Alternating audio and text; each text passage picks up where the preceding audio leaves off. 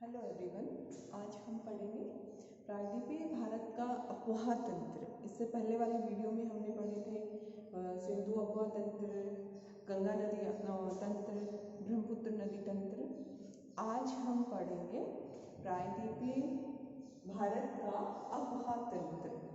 अब देखो, प्रायद्वीपीय भारत का जो अफवाह तंत्र है वो हिमालयी अफवाह तंत्र से प्राचीन है, यानी कि ये पुराना है, और हिमालय का जो अफवाह तंत्र है वो नया है।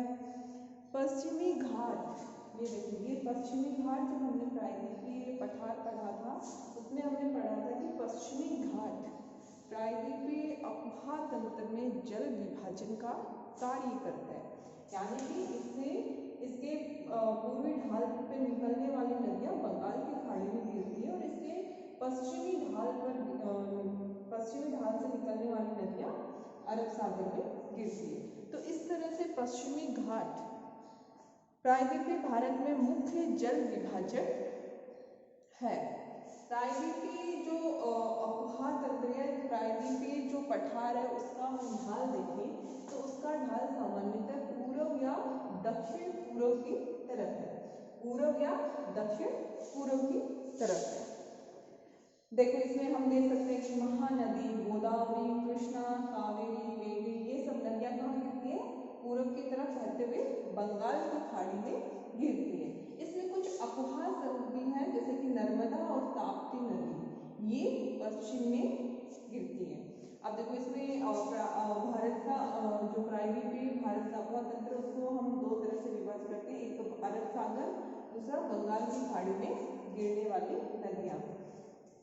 इसमें जो बंगाल की खाड़ी में जो नदियां गिरती है वो डेल्टा का निर्माण करती है, क्योंकि काफी लंबी दूरी तय करके जब बंगाल की खाड़ी में गिरती है तो ये डेल्टा का निर्माण करती है। इनका जो गति है वो भी कम हो जाती है, लंबाई अधिक है। लेकिन जो इस तरह से नदियां निकलती है वो तीव्र ढाल, कम दूरी तय करने के कारण या लंबाई कम होने के कारण, तीव्र ढाल के कारण, या फिर हम कहें कि इनके जो निक्षेप होते हैं वो कम होने के कारण, मिट्टी या रेत कंकड़ आदि कम होने के कारण ये एस्चुरी का निर्माण करती है, डेल्टा का निर्माण नहीं करती है। पश्चिमी घाट की जो पश्चिमी ढाल है उससे बहुत छोटी छोटी नदियां निकलती है और वो तीव्र ढाल बनाते हुए अरब सागर में जाके गिरती है। तो इस तरह से हम पहले जो बंगाल की खाड़ी है उसमें गिरने वाली नदियों का एक एक करके अध्ययन करते हैं। सबसे पहले आती है गोदावरी नदी। गोदावरी जो प्रायद्वीपीय भारत है उसकी सबसे लंबी नदी है, या सबसे लंबी नदी कौन सी है? गोदावरी। और ये कहाँ से निकलती है?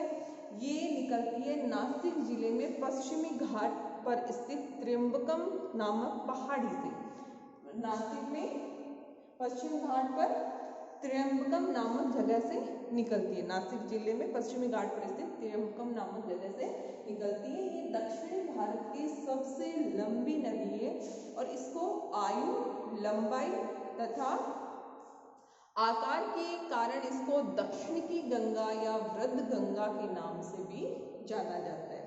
दक्षिण की गंगा गोदावरी नदी, वृद्ध गंगा गोदावरी नदी कहाँ से निकलती है? निकलती है महाराष्ट्र के नासिक जिले में पश्चिमी घाट पर एक जगह है त्र्यंबकम नामक जगह, वहां से गोदावरी नदी निकलती है। और ये कहाँ पर गिरती है? ये बंगाल की खाड़ी में गिरती है। ये नदी जहाँ पर डेल्टा बनाती है वहां पर नौवहने, यानी कि यहाँ पर जब ये डेल्टा का निर्माण करती है तो यहाँ पर नाव्य है। इसकी सहायक नदियां इंद्रावती, प्राणहिता, पूर्णा, दूधना, मंजरा। प्राणहिता, इंद्रावती, दूधना, मंजरा और पूर्णा, ये गोदावरी की सहायक नदियां हैं। दूसरी आती है कृष्णा नदी। कृष्णा नदी दूसरी सबसे लंबी नदी है। पहली कौन सी है? गोदावरी, दूसरी कृष्णा। कृष्णा नदी कहाँ से निकलती है? कृष्णा नदी निकलती है महाराष्ट्र में, यहाँ महाबलेश्वर से। पश्चिमी घाट में महाबलेश्वर के निकट से ये जो कृष्णा नदी है ये निकलती है। तुंगभद्रा और भीमा, तुंगभद्रा, भीमा, कोयना, वरना, घाट प्रभा, मालप्रभा, दूधगंगा, मूसी, ये सभी कृष्णा की सहायक नदियां हैं। कौन सी? तुंगभद्रा, भीमा, ये प्रमुख इसकी सहायक नदियां, और कुछ छोटी है जैसे कोयना, वरना, दूधगंगा, घाट प्रभा, मालप्रभा, मूसी, वरना आदि इसकी अन्य सहायक नदियां हैं। अगली आती है महानदी। महानदी अमरकंटक के दक्षिण में छत्तीसगढ़ के सिंहा नामक जगह के निकट से निकलती है और ये उड़ीसा में बहते हुए यहाँ पर बंगाल की खाड़ी में गिरती है। अब देखो इसकी भी कुछ सहायक नदियां हैं महानदी की। कौन कौन सी? ईव, मान, चौकिंग, तेल, शिवनाथ, हंसदो, ये सब महानदी की सहायक नदियां हैं। फिर यहाँ पर दो छोटी ब्राह्मणी और वैतरणी नदियां हैं जो यहाँ से निकल के और बंगाल की खाड़ी में गिरती है। अगली आपकी कावेरी। अब देखो दक्षिण की गंगा हम कहते हैं गोदावरी नदी को, लेकिन दक्षिण भारत की गंगा वो कहते हैं कावेरी नदी को। कावेरी नदी कहाँ से निकलती है? कावेरी नदी यहाँ पर कर्नाटक के कुर्ग जिले में ब्रह्मगिरी की पहाड़ियों से निकलती है। कर्नाटक में कुर्ग जिले की ब्रह्मगिरी की पहाड़ियों से निकलती है।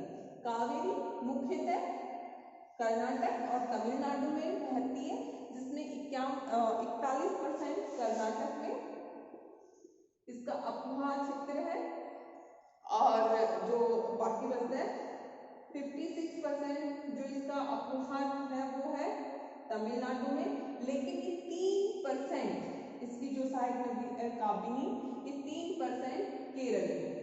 तो इस तरह से इसका अपुहा क्षेत्र या हम जल ग्रहण क्षेत्र देखें तो कहाँ है? 41% कर्नाटक में, 56% तमिलनाडु में और 3% केरल में। अब देखो ये जो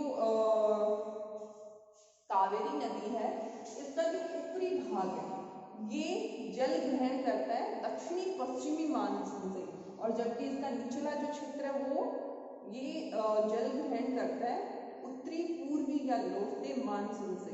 तो इस तरह कावेरी नदी में जो जल का स्तर है या जल प्रवाह है वो कम घट बढ़ता है, यानी कि उसमें घट बढ़ कम होती है, क्योंकि ये दोनों मानसूनों से बारिश या बारिश से जल ग्रहण करते हैं। इसकी जो सहायक नदियां हैं वो है लक्ष्मण तीर्थ, कबिनी जो कि केरल में उद्गम होता है इसका, फिर आती है सुवर्णावती, भवानी, अमरावती, ये इसकी कुछ सहायक नदियां हैं। हेरंगी, हेमावती, सिमसा आदि इसके अन्य सहायक नदियां। तो ये थी मुख्य 4-5 नदियां जो कि बंगाल की खाड़ी में गिरती है। इसमें पहली आती है गोदावरी, फिर कृष्णा, फिर कावेरी, महानदी। तो ये थी बंगाल की खाड़ी में गिरने वाली नदियां। अब हम पढ़ते हैं नर्मदा नदी। नर्मदा नदी कहाँ से निकलती है? नर्मदा निकलती है अमरकंटक की पहाड़ी से निकलती है और ये गुजरात में, यहाँ पर गुजरात में भरूच के निकट कहाँ खंभात की खाड़ी में अपना जल ला के डालती है। ये एक भ्रंश घाटी से होकर गुजरती है। नर्मदा नदी भ्रंश घाटी से होकर गुजरती है क्योंकि इसके उत्तर में है विंध्याचल पर्वत और दक्षिण में है सतपुड़ा की पहाड़ियां। तो इस तरह से ये दो ब्लॉक पर्वतों के बीच में भ्रंश घाटी के में से होके गुजरती है। इसकी सहायक नदी है ओरिसन। ओरिसन इसकी सहायक नदी है नर्मदा नदी की, और नर्मदा नदी जबलपुर के पास बेहटा घाट की संगमरमर की सेलों को काटकर धुआंधार जल प्रपात का निर्माण करती है। अगली आती है ताप्ती नदी। ताप्ती नदी निकलती है बैतूल, जो मध्य प्रदेश के बैतूल जिले से निकलती है, और इसकी प्रमुख जो सहायक नदी है वो है पूर्णा, और ये सूरत के पास जाके खंभात की खाड़ी में अपना पानी डालती है। एक और है महंगी नदी, ये विंध्याचल पर्वत के पश्चिमी भाग में मेहंद नदी से मेहंद झील से निकलती है, और ये नदी मध्य प्रदेश, राजस्थान, गुजरात में होते हुए खंभात की खाड़ी में अपना जल डालती है। साबरमती नदी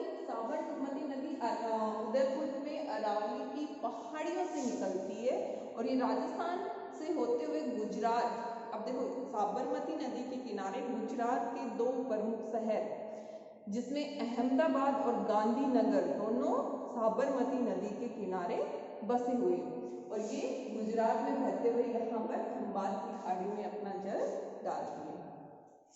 एक आती है लूनी नदी। लूनी नदी राजस्थान में अजमेर के नाहक पहाड़ से निकलती है और वो पश्चिमी राजस्थान में बहते हुए कच्छ के रण में विलीन हो जाती है। तो इसके अलावा देखो ये तो बड़ी नदियां थी, इसके अलावा कुछ छोटी नदियां और भी है, जैसे शरावती नदी है, पेरियार नदी है। पेरियार नदी केरल की सबसे लंबी नदी कौन सी है? पेरियार नदी सबसे लंबी नदी। अब देखो अगर पूछे कि केरल की सबसे बड़ी नदी तो वो आएगी भारतपुजा नदी, भारतपुजा नदी, और सबसे लंबी पेरियार, सबसे बड़ी भारतपुजा। अब देखो लंबी और बड़ी दो मैंने नाम बोलूं, लंबी तो नदी वो होती है जिसकी भौगोलिक लंबाई से कि लंबाई कितनी दूरी तय करती है। बड़ी यानी उसमें प्रवाहित जल की जो प्रवाहित जल है उसके आयतन से कि उसमें कितना जल वो अपने साथ लेके चल रही है, उसमें जल का आयतन कितना है। तो इस तरह से ये प्रायद्वीपीय भारत की कुछ नदियां थी इम्पोर्टेंट। अब इन नदियों के विभिन्न जगह जैसे कि नदी घाटी परियोजना ये हमने पहले भी पढ़ी थी, इनमें भी है। सबसे पहले हम पढ़ते हैं नर्मदा घाटी परियोजना। ये एक बहुउद्देशीय नदी घाटी परियोजना है और इससे लाभान्वित होने वाले राज्य हैं महाराष्ट्र, मध्य प्रदेश, गुजरात और राजस्थान। इसमें मध्य प्रदेश का नर्मदा सागर बांध और गुजरात का सरदार सरोवर बांध सर्वाधिक महत्वपूर्ण है और इसमें छोटे बड़े 29 यानी 29 बांध बनाए गए हैं नर्मदा नदी पर। बांध बनाने पर इसका बहुत विरोध हुआ है। सरदार सरोवर बांध की ऊंचाई बढ़ाने पर बहुत ज़्यादा इसका विरोध में आंदोलन हुए, जिसका मेघा पाटेकर ने इस विरोध को आंदोलन का स्वरूप दिए, क्योंकि बहुत बड़े भूभाग पे वन काटने पड़ते हैं और बहुत ज़्यादा लोगों को विस्थापित होना पड़ता है और इतनी ऊंचाई जल भराव की समस्या भी पैदा होती है बड़े भूभाग पे। इस कारण से इस नदी घाटी परियोजना का काफी विरोध हुआ है। अगला है उकाई परियोजना। उकाई परियोजना महाराष्ट्र और गुजरात की सम्मिलित है और वो तापी नदी पर, कहाँ पर? तापी नदी पर उकाई जो कि गुजरात में, वहां पर बांध बनाया गया है। एक है काकरापार योजना जो कि गुजरात की है और उसमें तापी नदी पर ही बांध बनाया गया है। माही योजना पे मध्य प्रदेश में माही नदी पर बांध बनाया गया है और इस बांध के पीछे जो जलागार है उसका नाम रखा गया है जमनालाल बजाज सागर। शरावती जल विद्युत परियोजना। आप देखो शरावती नदी है, ये कर्नाटक जिले में है और शरावती नदी पर शिमोगा नामक जो जिला है उसमें बांध बनाया गया है और ये सबसे ऊंचे जलप्रपात, जोग जलप्रपात या महात्मा गांधी जलप्रपात पे जल विद्युत केंद्र स्थापित किया गया है और इसके पीछे जो बांध के पीछे जो जलागार है उसका नाम लिंगनमक्की जलागार रखा गया है, लिंगनमक्की जलागार। इडुक्की परियोजना केरल में पेरियार नदी पर बनाई गई, इडुक्की परियोजना। इस तरह से ये पश्चिम की ओर बहने वाली नदियों की नर्मदा सागर, माही, फिर तापी में दो है उकाई और काकरपार, फिर पेरियार, इडुक्की, ये इसकी है। शरावती नदी पर जोग जलप्रपात पर जल विद्युत केंद्र स्थापित किया गया। अब हम पढ़ते हैं कि जो बंगाल की खाड़ी में गिरती है नदियां उन पे कौन कौन सी नदी घाटी परियोजनाएं। सबसे पहले हीराकुद जो कि महानदी पर उड़ीसा में है और ये विश्व का सबसे लंबा नदी बांध है, 4.8 किलोमीटर इसकी लंबाई है। जल विद्युत उत्पादन के साथ साथ सिंचाई, बाढ़ को नियंत्रित करना आदि इस परियोजना के उद्देश्य हैं कि जल विद्युत के साथ साथ सिंचाई की भी हो। निजाम सागर ये निजाम सागर है, ये परियोजना मंजरा पर मंजरा नदी है गोदावरी की, मंजरा नदी पर आंध्र प्रदेश में निजाम सागर। मचकुंड परियोजना भी मचकुंड नदी पर बांध बनाकर की गई है। पोचमपाद योजना है वो गोदावरी नदी पर है। कोयना जल विद्युत, कोयना की सहायक नदी कोयना पर महाराष्ट्र में बनाई गई है। सॉरी, कृष्णा की जो सहायक नदी है कोयना, उसमें महाराष्ट्र में कोयना जल विद्युत परियोजना बनाई गई है। नागा अर्जुन सागर परियोजना, ये कृष्णा नदी पर नंदीकोड़ा, जो कि आंध्र प्रदेश में नंदीकोड़ा नामक गांव में इस परियोजना को स्थापना की गई है। और बौद्ध धर्म के जो विद्वान थे नागार्जुन, उसके नाम के ऊपर इस परियोजना का नाम नागार्जुन सागर परियोजना रखा गया है। इसका भी उद्देश्य सिंचाई, बाढ़ नियंत्रण तथा जल विद्युत उत्पादन है। श्रीशैलम परियोजना आंध्र प्रदेश में कृष्णा नदी पर स्थापित की गई है। अलमाटी कर्नाटक में कृष्णा नदी पर अलमाटी परियोजना की स्थापना की गई है। इसके बाद आती है शिव समुद्रम कर्नाटक में गोदावरी नदी पर भारत की सबसे पहली जल विद्युत जो परियोजना है या सबसे पहली जल विद्युत योजना है वो 1902 में कावेरी नदी पर कर्नाटक में शिव समुद्रम स्थापित की। और इसके पीछे जो जलागार है उसका नाम है कृष्णराज सागर परियोजना, कृष्णराज सागर जलागार। फिर आती है मेट्टूर परियोजना तमिलनाडु राज्य में कावेरी नदी पर बनाई गई है, स्थापित की गई है। और इसमें मेट्टूर बांध के पीछे जो जलागार बना है उसका नाम है स्टेनले जलागार। फिर है पायकारा परियोजना भी तमिलनाडु में पायकारा नदी पर स्थापित की गई है।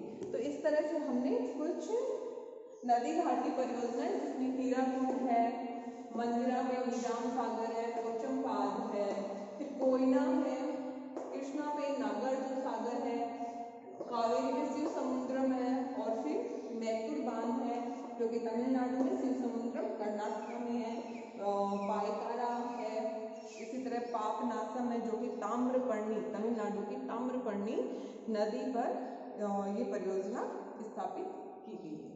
Thank you.